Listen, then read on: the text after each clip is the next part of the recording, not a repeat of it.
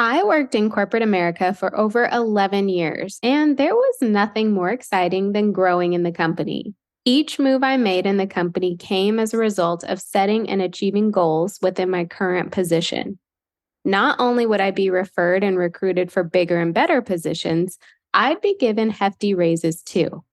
No matter where you work or what you do, there's always bigger goals to be set and more money to be made. Just ask corporate HR rep and career coach Lexi of WorkSugar. Today, Lexi and I are talking about setting career goals, making career shifts, negotiating tactics, and more. Get ready to take some notes because this is going to be a good one. Welcome to the City Girl Savings Podcast. I'm Raya Reeves, founder and finance coach of City Girl Savings. I turned my life around with budgeting many years ago, and now I'm on a mission to help others do the same. I fully believe that you can enjoy your life on a budget, and this weekly show will focus on the intersection of money and the City Girl lifestyle.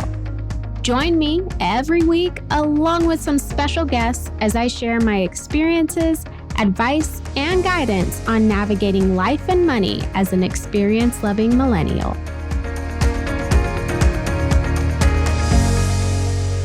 Lexi is an HR leader for a Fortune 25 company. Lexi leveraged her HR management and recruiting experience to create WorkSugar, a blog and business dedicated to two of her favorite things: food and people.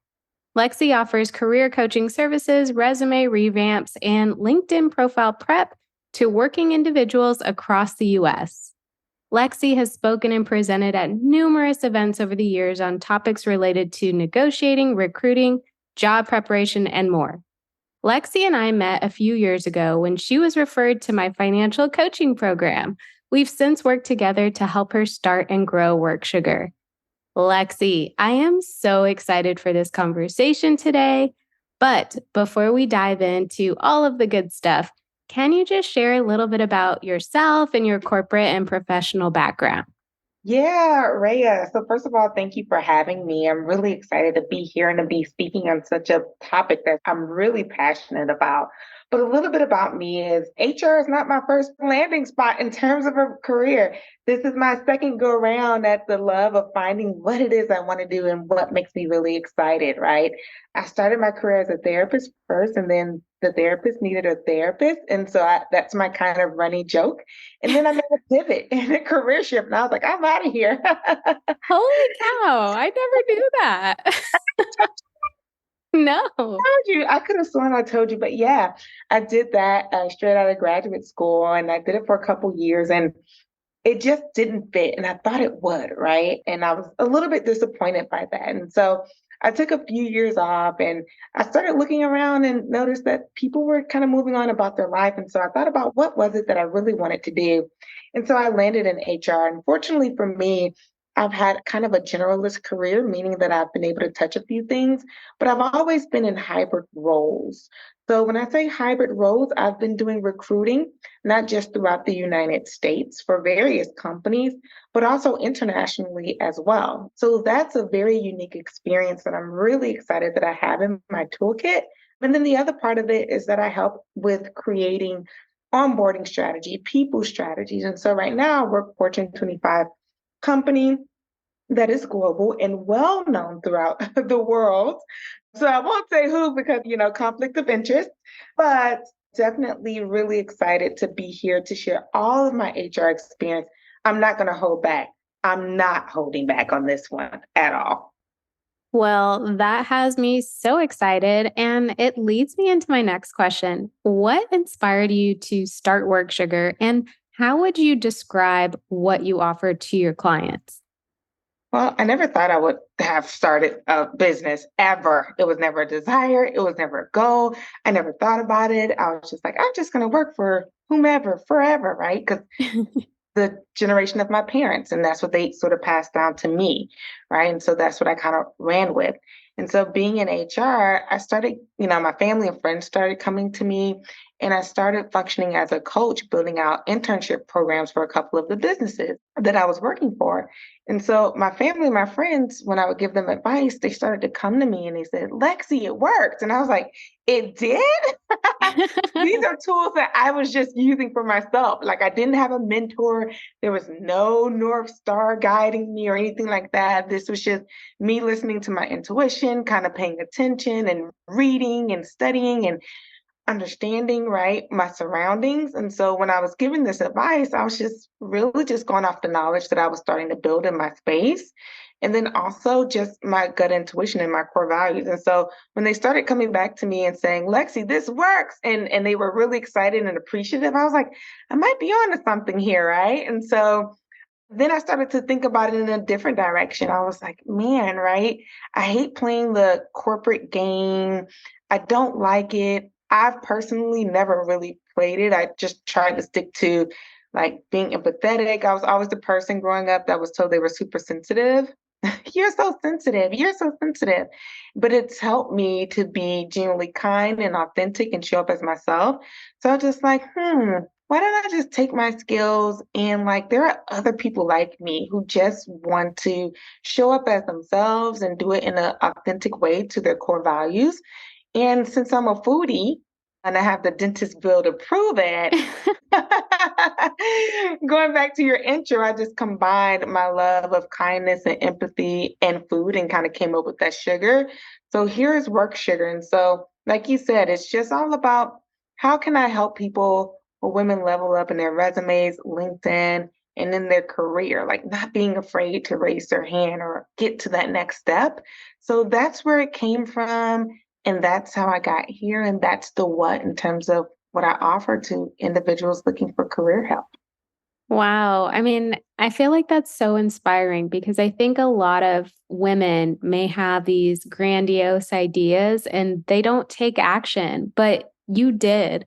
Did something kind of prompt you to just say, you know what, I'm going to freaking do this? And you did it? Or do you think it was kind of a ease into it?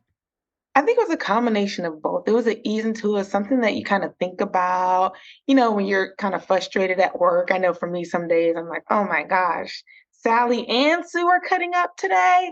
And so I was just daydream in my brain about these things of like, I could see myself doing this, right? And then finally, one day, I just was like, I just want to do this. I don't know how to do it. I don't know where to start. I don't know who to talk to, but I'm just going to put one foot in front of the other. There was no specific day or moment that made me go like, it was just a slew of experiences, work experiences, personal experiences. And then finally, just one day, I slowed down enough to actually put it into action. And here we are. And I think we're going to talk a little bit later in this show about how you're managing both. But before we do, I had mentioned earlier that one of my favorite things about working in corporate America was the growth in positions, responsibilities, and income that came over time. However, I wish I would have been a little bit more strategic about it. What advice would you give someone who wants to grow in their career, but they don't know what steps they should take next?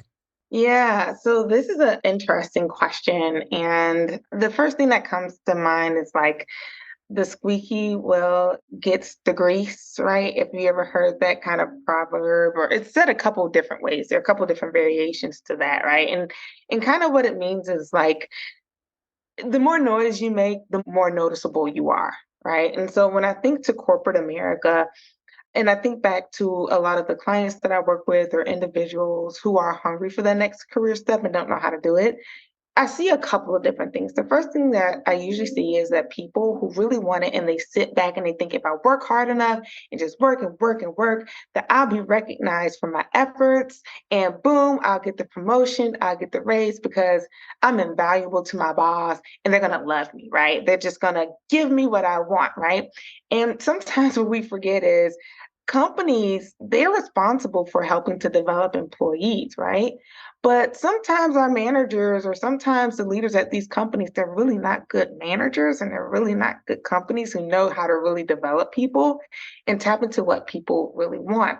And so I encourage folks to really own their career and drive it. So essentially just raise your hand, right? Raise your hand and say, this is the direction I'm wanting to go in. And this is what I'm looking to do, right? And so if you don't raise your hand, people leader, your manager might assume that you're happy with doing exactly what you're doing, right? You're doing the work, you're doing it well, hopefully, and so all is well. Or you're on the flip side of that, right? Maybe you're not doing it so well because you're bored and you want a promotion, but you're not saying anything. And so they might think in their brain, oh, they're not valuable to the team. And so you want to create your own story by having a conversation. So if you were to say to me, well, Lexi, how do I start that conversation? My key takeaway would be just one thing. If you have a conversation or a cadence or rhythm scheduled with your boss, leverage that time to already have that conversation and come prepared with one or two things that you want to actively discuss. Now, I will say this. Don't surprise your boss in the 101 or your cadence or your rhythm. Don't just show up and then say, oh, and I want to talk about my career, right? I want to talk about, first of all, you'll catch them off guard. Number one, you're probably not going to get what you want out of the meeting because they won't have an answer for you. They're going to be caught off guard and you'll probably leave frustrated because you really didn't get what you were looking for anyway, right? And so typically what I tell people to do is to kind of give their people leader a heads up, not kind of, but to give them a heads up, right? And just, shoot them an email, Teams, or if you're in the hallway, whatever works best for you, you and your leader's communication style.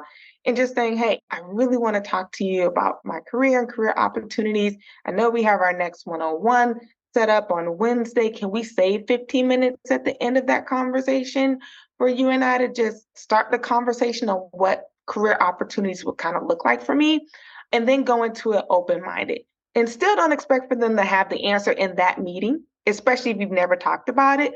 But this kind of starts the conversation. If you don't have a cadence with your boss right now, or you're not sure where to start, you're like, I don't even speak to my man. They barely even, like, if you have one of those managers, then I would encourage you to go ahead and say, okay, well, let me go ahead and send a communication and let them know, can I get on your calendar? And then take those same steps that I just mentioned. Mention the why, what you're hoping to get out of it, and then come prepared to discuss what you want in terms of your career. Don't go in saying, I don't know, and kind of wasting their time.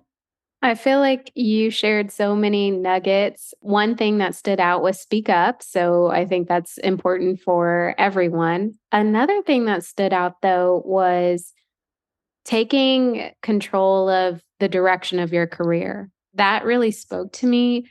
When I was in corporate, I had no direction.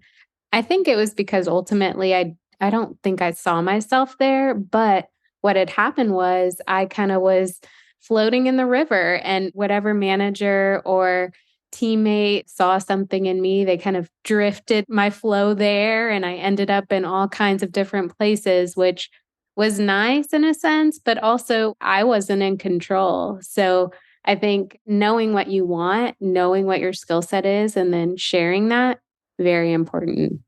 Yeah.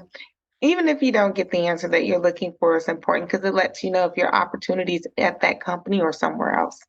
Definitely. And I think that kind of leads me nicely into this next question, which is what if someone isn't sure that they are in the right career field? Like, what can they do to better understand where they want to be? How can they figure out what it is they want to do?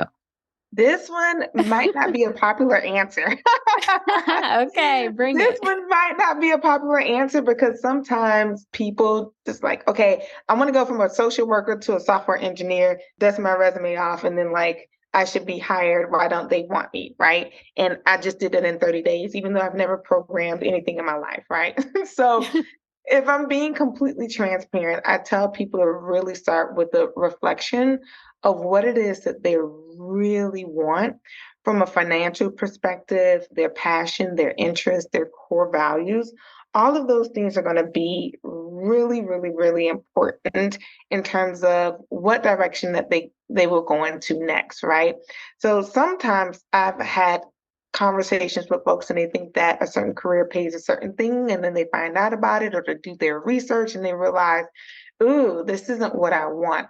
So the first thing is to self-assess what's important to you, figure that out, and then do research. And there's a couple different ways that you could do that. You could just go on Indeed or BLS.gov, which is my favorite site to go on to, Career Builder, LinkedIn, and start looking up jobs that might be interesting to you. And then just become a chatty Cathy, right?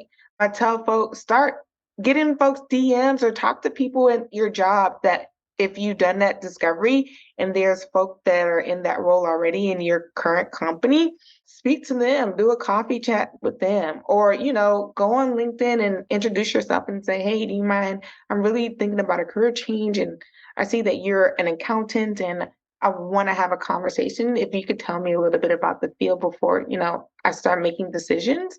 And you'll find that most people are really going to want to help more often than not. So I recommend doing those things first, assessing self-reflection, Dora the Explorer. So that's doing Indeed, right? That's going on like BLS.gov.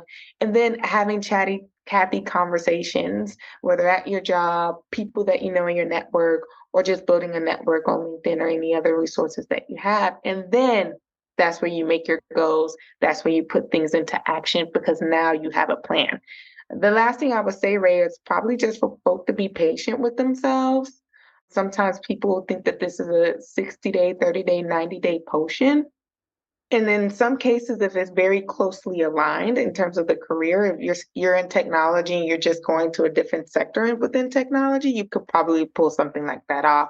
But if you're doing a complete career change, jumping industries, totally different type of field, then be patient with yourself and actually do the homework, get the training, and look at it as at least a 6 month to a year timeline to seriously make that jump and probably land something that you really want. That's incredibly helpful. And I think it helps manage expectations, right? I think a lot of times, at least I've seen it with clients and friends, they think just because they've been in the workforce for 10, 15 years and they want to make a huge career shift that they're just going to be kind of exactly where they were before the shift. And it doesn't quite work that way. Now, what are your thoughts on potentially moving backwards just a bit, whether it's in terms of pay or title position, but now you're in the right field? Is that common, or do you help people work through that mindset issue? Oh, yeah. I'll use me as an example. How do I go from being a therapist, right, to making $12.13 an hour, Ooh, part time, entry HR?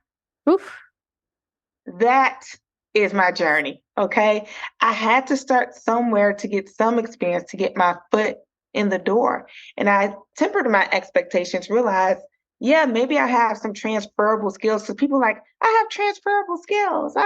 And you probably do, right? Maybe you have like administrative or a technical skill set, but not necessarily the core scope of the job.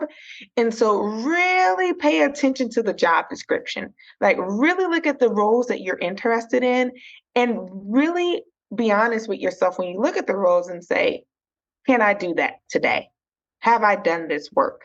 If you have, is it on my resume? If you have not, what are the gaps? What are the skill gaps? What are the experience gaps that I need to kind of close that so that I'm the type of candidate that they are be looking for, that they want to have a conversation with. So again, self-awareness is going to be key here. Yeah, as it is in most areas of our lives, right? Yeah. Yeah, so true. So I just want to divert a little bit because it's so cool to hear that you started as a therapist and then you transitioned to very entry level HR and you've grown so much in your career. I mean, making $12 an hour to now making over six figures, like, holy cow. Can you just share maybe some of the biggest takeaways that you've learned about yourself and just growing in corporate from your experiences? Yeah. First thing that came to mind is likability and trust. People want to work with people that they like, right? And it doesn't mean that you're the most popular person or that you go around and you like kiss everyone's, you know what? That's not what it necessarily means. It's the person that people trust. It's the person that's credible. It's the person that's reliable. It's the person that people can connect with, that they're not feeling probably shoots them cables. Like, think about it. You know when someone's shooting you the breeze. Like, you know when you're like, yeah, no. Yep. Right? You know it. So don't be naive enough to think that people don't know when you're shooting them the breeze, right? Ooh, And so for me, I was like, I always feel like people can see me anyway because I always show my facial expressions or people can hear it when I speak. And so I'm like, man, they already know. So I'm just going to tell it the truth. And so I think the thing that helped me the most was being likable, which translates really into relationships. And so for me, if I think about it, I go, okay, well, I have my direct boss, right? I know she wants things from me and she gives me priorities and things to focus on. But I have all these other people who aren't my manager, right? They're not responsible for my raise. They're not responsible for if I get a promotion or not, but they are influencers in the organization, right? They might know my boss, and if my boss has a relationship with them and they're talking and say, "Oh, Lexi, she was awesome," blah, blah. I need them to influence and be an advocate for me when I'm not in a room. So I treat them with respect. I treat them with kindness. If they need something from me, I don't leave them on red for 48 hours, right? And so I go the extra mile to assist them just as if they were my manager, right? And so that I think helped me. I'll share a quick story with you. I remember after the $12 and 13-hour gig, I started working for Louis Vuitton. And so I was in their recruitment role. And so I was working on a visa for a senior level, well, a mid level. He was like a senior director. And he was coming over from the Middle East and relocating to the United States. And if you know anything about visas, they're very sensitive and you can't mess them up. And this was a work visa, and he had a strict deadline. And so I received an email with all the senior, like C-suite folk and people I don't even have conversation with. And they said, "Hey, Lexi, like, can you give us an update on so-and-so's visa?" And I was like, "Oh, shoot. What? About that?" I was like, "Oh my God, I forgot about his visa." And I was like, look, they probably already know. I was just like, I don't even know if they know, but I'm just gonna own it. So I just replied. I didn't wait a day. I replied that same day and was like, I apologize. I overlooked it, but I'm on it now. These are the things that I've done to rectify it and get us on track, right? So I came to them with some actions that I had already started since they sent the email to me. And so about 3 weeks later, I was in the copy room and one of the HR leaders was there, and she really doesn't talk to me too much or didn't talk to me too much. And she said, "By the way, I noticed what you did in that email." And I was like, "What email?" And she was like, "I appreciate the fact that you took accountability for that." And so out of that relationship became my mentor. Out of her being my mentor, I got my next job at a Fortune 500 company. She connected me to my next role.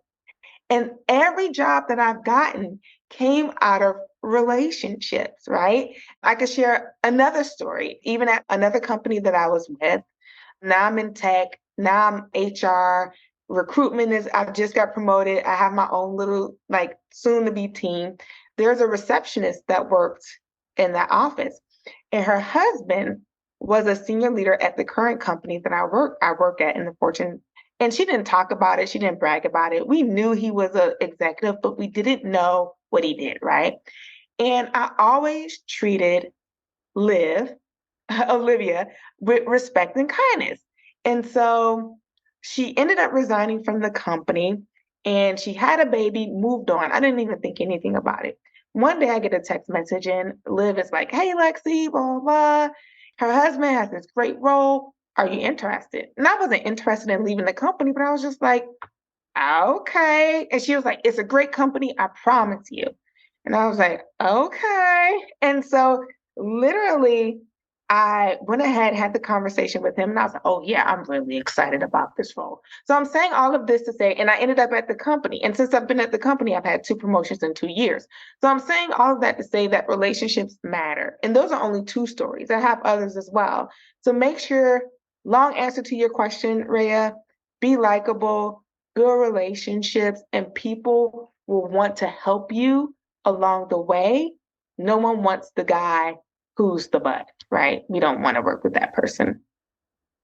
Ooh, those are some amazing examples. And I think a part of being likable also means doing what you say you're going to do. Like integrity is one of my core values. And I feel like in the workplace, just in your life in general, like be that worker who gets the job done, who says if they are going to get it done by this time, they get it done. Or if they don't, they take accountability. That was such an inspiring story because I feel like a lot of times it's scary to take ownership when you know that you messed up, but it really does show that, hey, you know what? This happened. I'm not faking the funk. Here's how I'm rectifying it. And it makes all the difference, clearly. It does. And people know. And we in HR, we talk about it when the employees get shy. We're like, did you hear so and so? We know the truth, guys. So just be honest. Well, that's good to know. Another thing too about being likable, I think attitude makes a big difference. Like one common theme that I had in my experience in corporate was everyone admired my positive attitude. You know, no matter what the fire drill was, no matter what the project was, I always took it on with a smile. And I think that can go a long way, you know, when you are willing to do what you need to do and come from a place of, okay, let's get it done, as opposed to, oh, I have another thing to do. People really do sense that. And, you know, when you mention relationships, going back to my experience in corporate, every time that I did switch roles, it was because someone kind of took me with them, or, you know, they wanted me to be with them because I was likable or I got the job done. And it just really goes to show that kindness, doing what you say you're going to do, and, you know, having a positive attitude can make a huge difference. No, I couldn't have said it better myself. Great say-do ratio and positive attitude. Yeah. Got a money question you want me to answer on the podcast? I'm starting a new segment on the show called City Girl Solutions, where I answer any questions you have for me. Money, business, life, you name it. Submit your questions at citygirlsavings.com/QA and get your question answered by me in a future episode. And did you know that we have so many free money resources on our blog, Instagram, and TikTok channels? Find us across the internet at City Girl Savings. So let's shift gears to negotiating. I saw a statistic that said men are 4 times more likely to negotiate than women.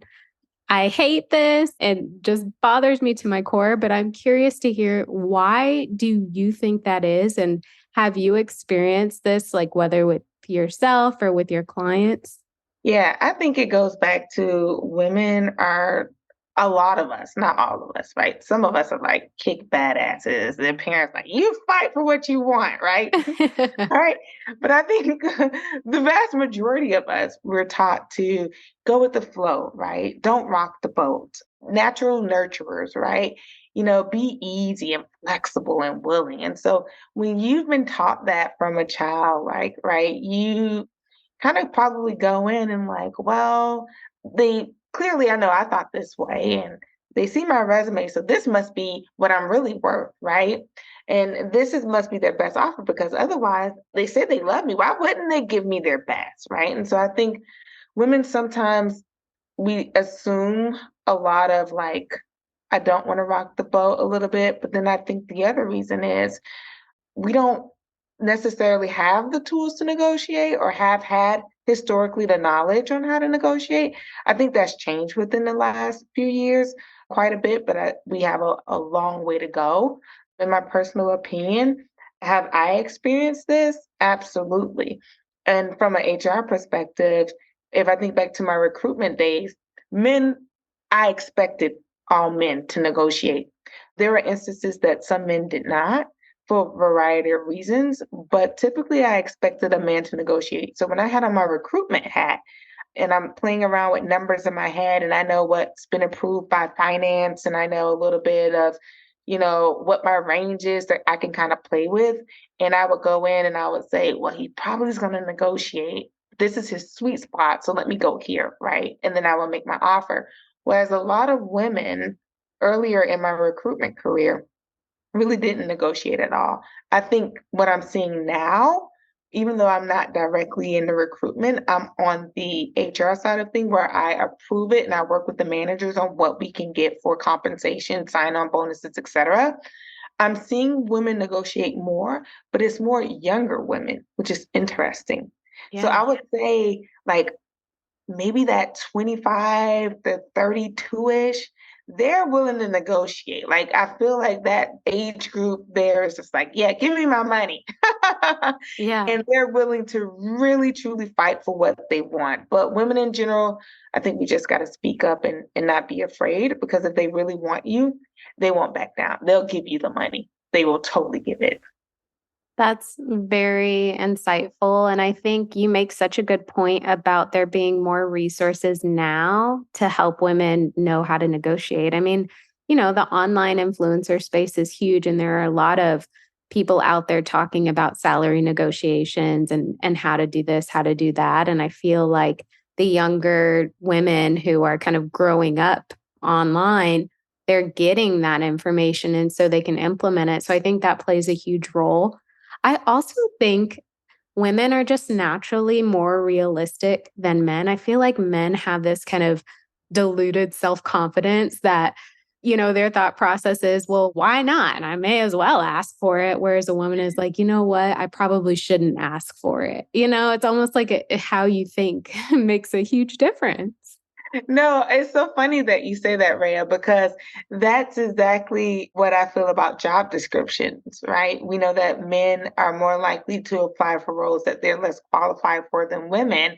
And it's because of that exact thought process. So I think it's funny. I think you're actually onto something. I think it applies to salary negotiations too, because men are like, I check off, it could be 10 bullet points and they meet three of the criteria and like apply, right? And a woman be like, I need 8. Oh, I shouldn't apply, right? I don't, it's kind of that thing. So I think you're spot on, 100%. And I hate to say this, but I also feel like society has done a really good job of letting men know that they deserve this and, they can have what they want. And, we're behind in helping women see that and realize that. I'll give you a perfect example. My boyfriend and I met at our corporate job. So that's how we originally met. And I started there, I want to say 3 months before he did. And I was fresh out of college. So I had my degree in finance. I was making 13 an hour. He got in there, no degree, no college education, 14 an hour, just off the bat. I didn't negotiate. So that was, I probably could have gotten more, but just knowing that right off the bat, they offered him $1 more an hour than me just kind of goes to show that this society has a lot of work to do. I know that was quite some time ago, but still, it was very real. Mhm.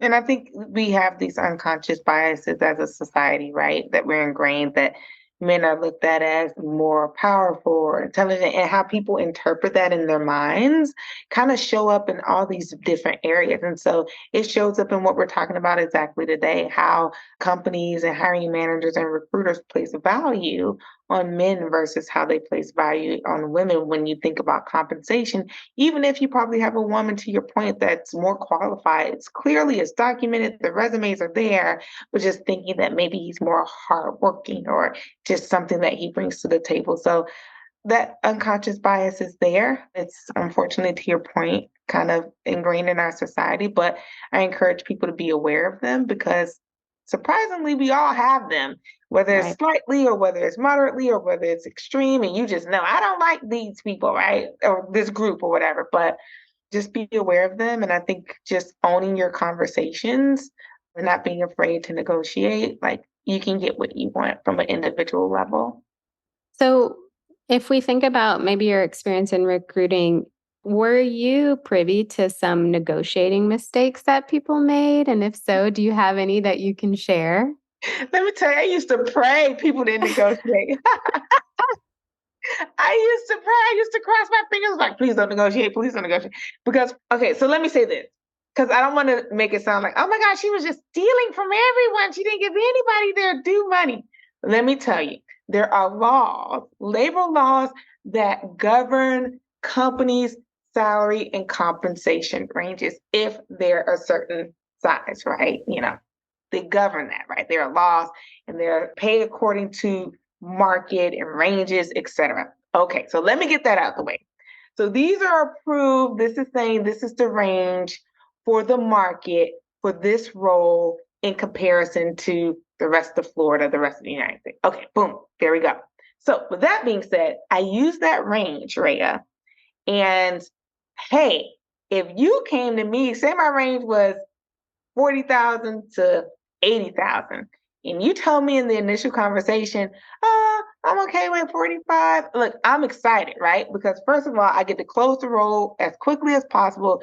You want 45, I can give you 45. We're both happy. Like, let's move on, right? I'm not going to say to you, hey, you should probably go for 50, 60. Probably, I'm not going to do that, right? And you're not going to do that because you are the recruiter for the company that Because is I'm the hiring. recruiter for the company. And if I can save the company as much money as possible and give you what you want at the same time, you told me what you want. I didn't tell you. I don't know if that's true or not, right? Right. 45 really could be your happy place.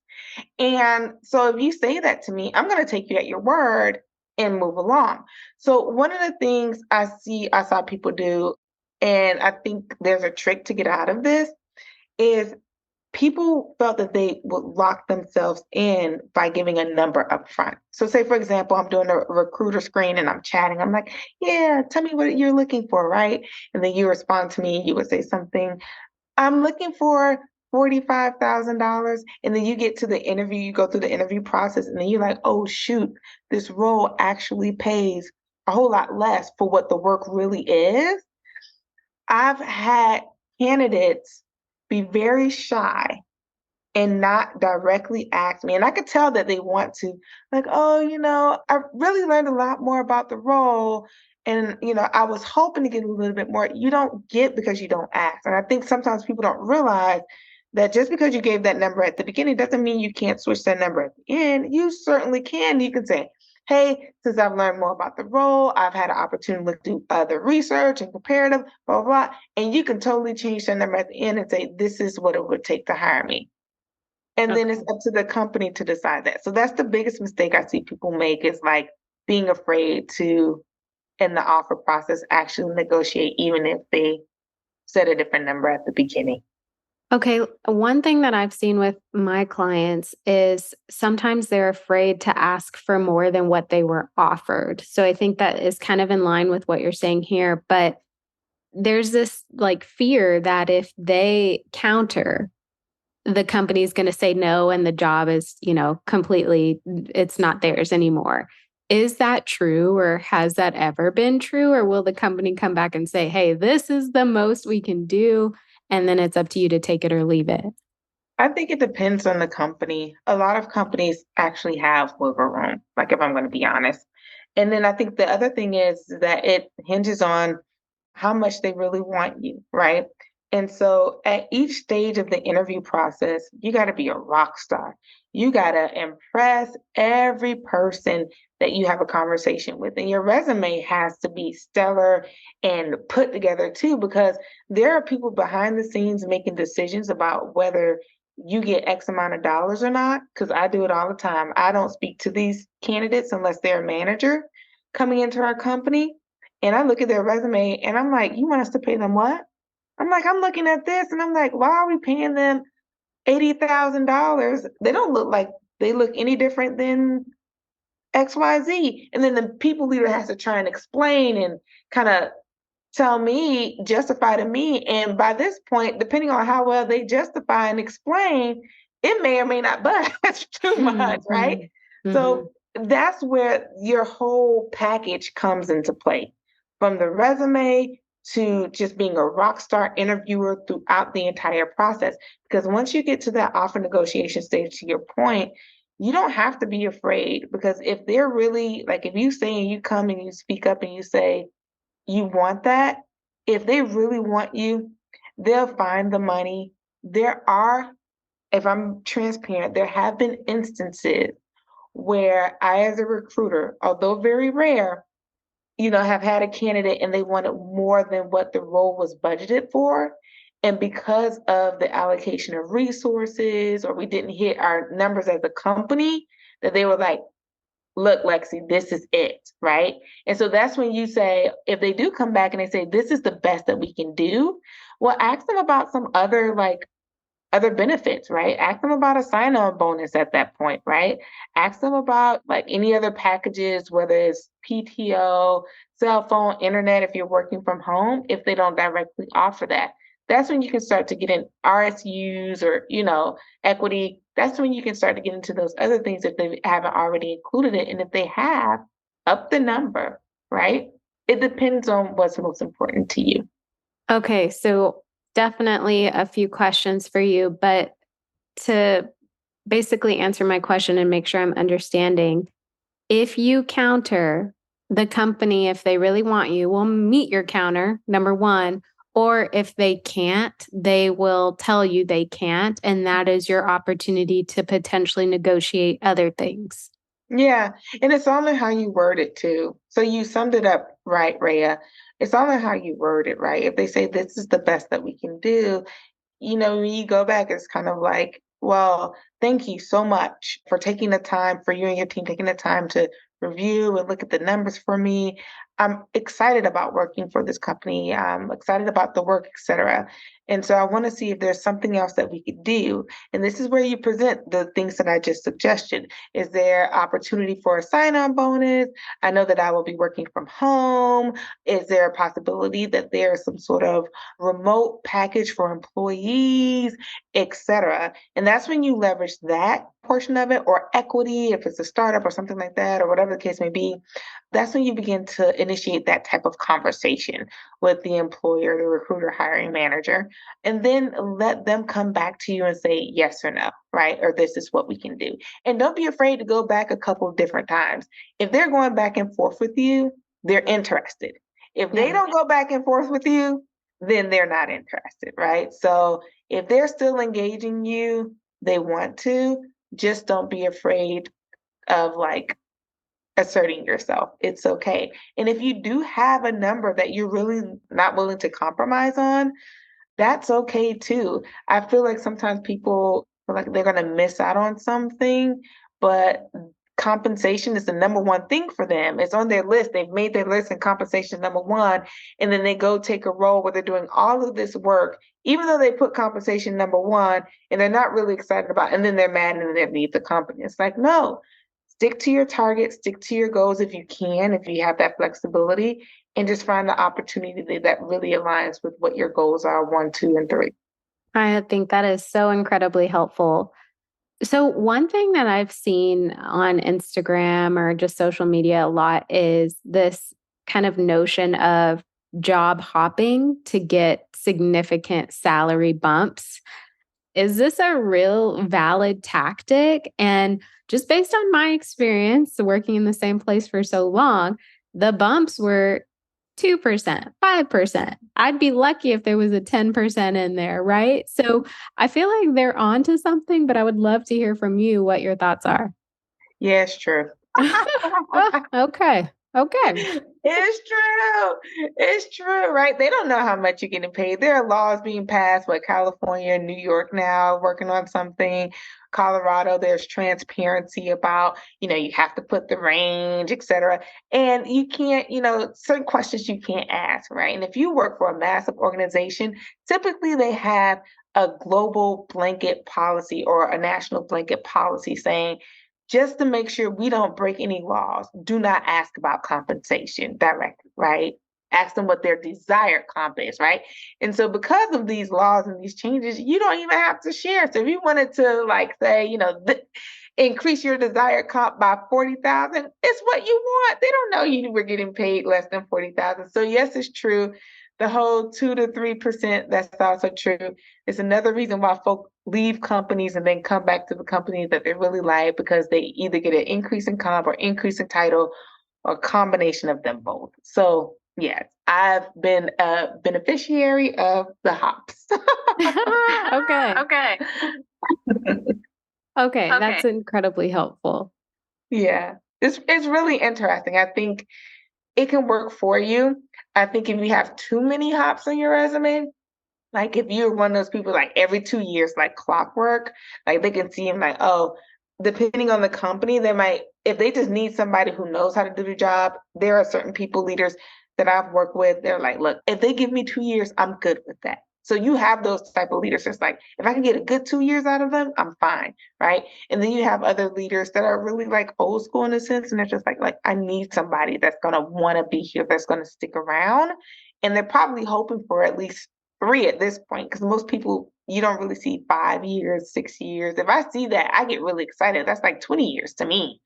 So I would say job hop if you want to, but if it becomes like a every 2 year thing and you have your a 4 page resume because you job hop in 5 years, that's not a good sign. Okay, that's good to know. So you got to be tactful with it. It's okay to do it, just, don't go crazy. Yeah, just don't go crazy. Okay. So I want to shift back to you as a business owner, but you also as a full-time corporate girl. How are you managing it all? Like, how are you doing it? What's working for you? What's not working for you? Yeah, I ask myself that same question depending on the day. How am I doing? Right? There are days that works really well, right? I find myself in the groove, and I've hit some bumps along the way, right? I'm still learning. I'm going to continue to learn, especially no matter what phase of the business you're in, right? If you're in a growth phase, et cetera, you're going to be learning something new and you're going to be making adjustments. And for me, I had to learn a very challenging one, which was self-care. And I know we hear this word a lot now, but oh my gosh, for me, it's rang true for 2022. I did not realize how important it was and the amount of care. And I think we talked about this, Rhea. I mean, you were a good talking point even for me. I think at one point when I was sharing with you, I was like, man, it's a lot, right, going Yeah. on right now. And for me, just balancing that is I have to take care of myself first. If I don't take care of myself first, it's going to impact my engagement with clients, with prospective clients, the quality of things that I put out. So me setting up time for relaxation, meditation. I get massages every month now. It's part of my little thing. And so that's important. And it's helped me to really be able to manage the day to day changes and challenges that have come my way. I feel like you and I are similar in that we are high achieving individuals. When we put our mind to something, we're going to do the best job we can. And that's no different when it's running a business, but also working full time. And if you are not careful, you will go down this road of burnout, overwhelm, stress, and it will all come crumbling down. So I'm really happy that you have realized self care is so important because it is. What would you say in terms of time management? Do you have time where you only focus on your corporate job and then time where you only focus on your business, or do you do a little bit of both? Yeah, I do my best to keep them as separate as possible, right? I need to bring my full self to my full-time job. And then I also need to bring my full self to work sugar. And so in terms of time management, when I'm at GE, I'm at GE. But first of all, I don't want to, I don't, but now you guys know where I work. So when I'm there and like, that's it. Like there's nothing else. And so one of the things I have done is I have my little planner, my handwritten planner, and then I have my Google planner in which I'm like, these are the days that I'm going to focus on speaking with clients and it's blocked off. These are the days that I'm actually going to work on resumes. These are the days I'm going to upskill for myself, stay abreast of the industry or do some reading and this is the time, right? And so I used to try and do all of that at one time and then some. And then that contributed to the overwhelm that we were just talking about. And then not having self-care on top of that just made it a very challenging time, right? And so learning time management and learning how to take care of myself, those were imperative. So that's how I kind of block it out. You'll figure out what works and what doesn't work. It's going to come through trial and error, and you just have to be okay with making the adjustments as needed and figuring out what is going to be the most beneficial for you, your business, and what it is that you're trying to do. I couldn't agree more. So I heard planners. It sounds like planners are very helpful for you. Are there any other tools that you leverage that you love or that you rave about? Yeah, I love motion. Motion is my favorite tool. I've heard mixed reviews about it, but I love it because like I can integrate it with other calendars, my other personal calendars, etc. But I can also put like these tasks on there, right? So I can say, okay, write a blog, right? And this is the topic of the blog, and I or brainstorm for social media or something. And I'll put like a target date. So I'll say, okay, I want to get this done within the next 2 weeks. And so I can put in motion how long I think it generally takes me to complete that task. And if I say write a blog, I just say 2 hours, right? And I put 2 hours, right? And so motion, as I put things on my calendar, I can label this as like a hard stop, like this is a meeting, this can't move. Like a client booked a call, this can't move, right? And so as I kind of put things around it, motion rearranges my to-do tasks around my schedule. And so if I need to, if I decide, look, I'm watching 90 Day Fiance tonight, and I put that on my calendar, then it'll move my blog to tomorrow or bump it up, earlier in the day, and I still get it accomplished. So that's like my favorite kind of app. You got to be careful. Quit. Don't move back the deadline dates though. I love that. I feel like I use Asana and it's really good with, to-dos, but it's not intuitive like that, right? I can't plop in an hour for my favorite TV show and then it moves things around for me. That's pretty cool. Yeah, it's awesome. That's part of the reason why I like it because I stay on task and then I still get that breather. I'm like, oh yes, I'm still on track. This is good. That's a good one. That's a good one. I'm gonna have to look into that. Okay. What advice would you give to someone who wants to start a business, but they are not ready to quit their full-time job? Ooh, this is a good one. So I would probably say, you're not ready to create your full-time job, or you're ready to start a business. Just show up a little bit every day. Be kind to yourself. Enjoy the journey and the process. And I'm one of those people that I used to like look on like Facebook and I would see, is Facebook still popular? I'm not on there. So I feel like, Yeah. okay, Yeah. is it? Okay. I don't know. All these new things are out, but like see Facebook and people call it the highlight reels and even Instagram today, I guess, and you would see the end result of something. And I think you hear a lot of influencers talk about this or they show their progress or process. I would just say my advice would be patient with yourself and just put one foot in front of the other. You'll be surprised about these teeny tiny tasks that'll enable you to get a whole lot further along within 1 year. And don't underestimate those tasks that'll enable you to make significant progress when you turn around and look back after 3 months, 6 months, a year, 3 years, 5 years. I always tell people, you're going to get a result in life. And I have to remind myself of this. If I don't take any action, I'm still going to get a result. It's just not going to be the result that I want. So why not strive for the result that you do want and put in the little step in front of the other and kind of enjoy the journey along the way?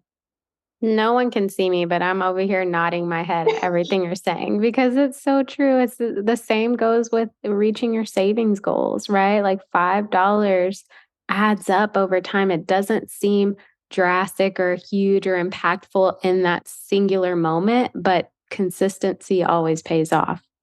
Yeah, yeah. So, what is in store for you for work sugar? Like, are we going to see you like on the cover of Forbes? Like, what is in store? I got to know. Yeah, that's what I'm aiming for. You guys to see my face and be like, oh, Yeah, that's me. So thank you, Raya, for putting that in the universe. But 2023 is doing exactly what I just shared in the previous question, just putting one foot in front of the other. So right now, I'm working on a resume shop that I want to roll out in Q1 of 2023, so this year. And so the goal with that really is to give you guys a resume that I know will actually land and stick.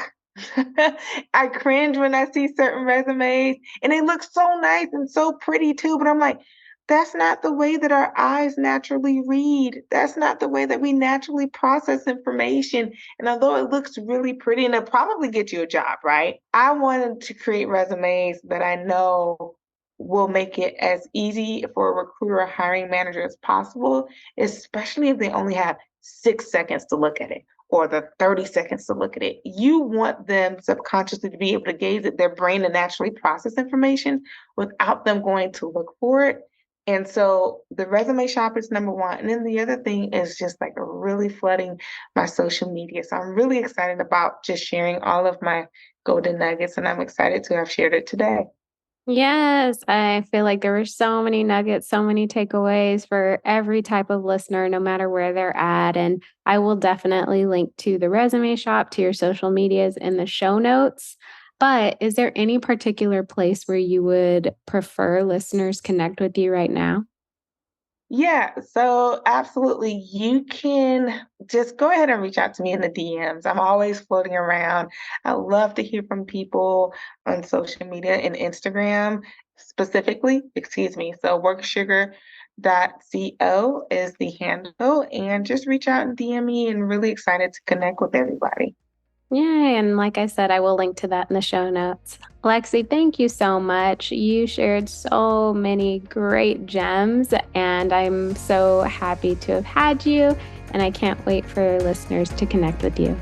Thank you, Rhea. Thank you for having me.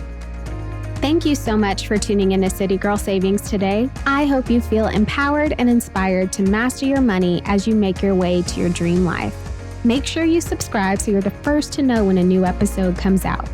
I truly value your thoughts and feedback, so please leave a review and let me know how this podcast has impacted you. Can't wait to chat soon and make it a great day.